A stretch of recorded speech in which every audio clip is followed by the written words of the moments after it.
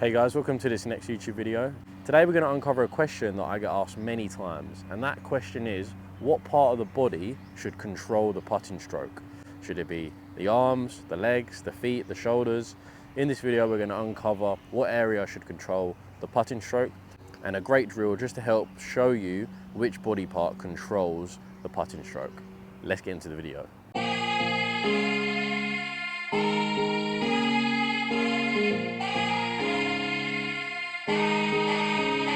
So in the putting stroke, something that we don't want to do is we don't want to just use the wrists, okay? If we just use the wrists in the stroke, that can cause our tempo and our acceleration pattern to be off, and that's just going to make it really hard to just control the club face, okay? Just because the wrists are kind of flexible and they move around quite quickly and they're quite versatile, okay? So we want to try and control the wrists in the putting stroke.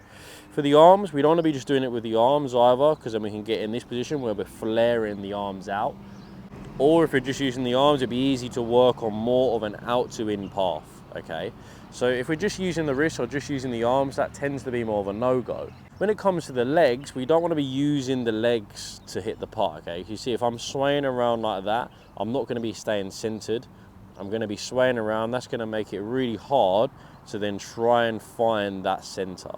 Because all we're trying to do in the putting stroke is come back to our setup position at impact. So if this is our setup position there, we want to make sure that our impact position looks very similar to this position. So if our legs and our arms and our wrists are moving around during the stroke, it's going to make it really hard to come back to that center. So again, as I was saying, if we're just using the wrist, it's going to be very hard to control the stroke. If we're just using the arms, then it's going to be really hard again to make sure that we're swinging on a nice neutral path. And if we're using our legs too much, we're just going to be swaying off. So it's going to be really hard to then try and strike the putt and try to come back to that nice neutral position, because there's going to be just too much going on. So in order to counteract this and to just try and reduce the amount of body parts that are moving, I want you to think of everything as one body part. So when we're setting up to the stroke, from the waist down and from the neck up, that needs to be completely frozen, okay? That's a non-negotiable there. We need to be feeling that when we're set up, both our legs and our head are completely still. This then just separates the hip to the shoulders. So I want us to feel that everything from our hips to our shoulders and our arms and our wrists are all one body part. So if we work everything together, you can see when I do this move, my wrists are staying controlled, my arms are staying controlled, they're then being followed and dictated by the shoulders and the back, and everything there is moving as one. I'm just rocking my shoulders back and through without moving my legs and my head around too much. So I'm kind of, again, thinking of everything as just one body part. I'm not singling out, say, the chest or the shoulders or the arms or the wrists or the back. I'm keeping everything as one. So we're locking ourselves in and making sure that we're moving all as one.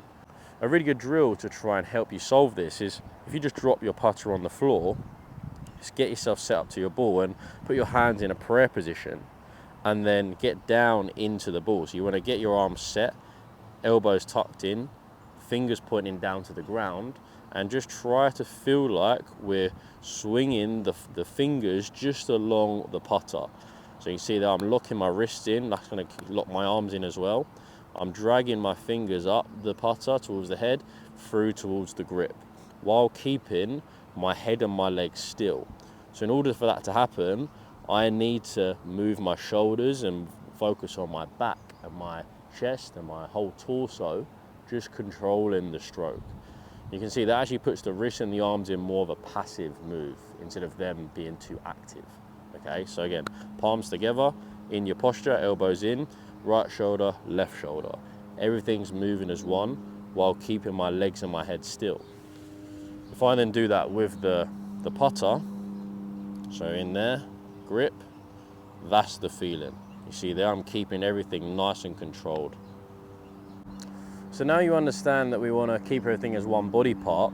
Now the best thing to do is every time you set up to a putt, you can either set your putter down on the ground or just rest it on your legs, and just make sure that you get yourself in like this, lock yourself in, feel quite strong in the legs and in the head, because you want to make sure that they're staying very still, but then feel nice and relaxed in the arms and in the body and in the upper body, so the shoulders, the torso, etc. That's going to allow us to feel strong from the hip down, strong from the neck up, but then feel a nice smooth one-piece motion back and through. So right shoulder, left shoulder. And then you're gonna bring that feeling in every few reps you do with that drill. You're gonna bring that feeling into the actual putt.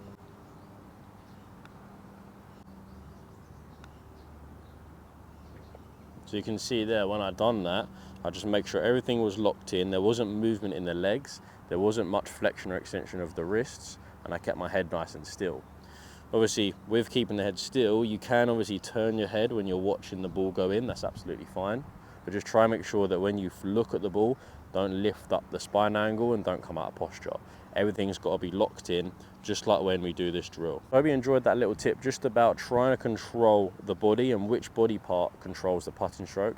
Give that drill a go. It's quite an easy, simple drill you can do, and you don't need your putter for it either. So feel free to try it at home as well. And just that feeling, even then when I was doing that drill myself, when I actually set up to the ball, I felt much more solid, much more compact, and ready to stroke the putt with my body. So thank you for watching. If you could like and subscribe, I'd really appreciate it, and I'll see you next week.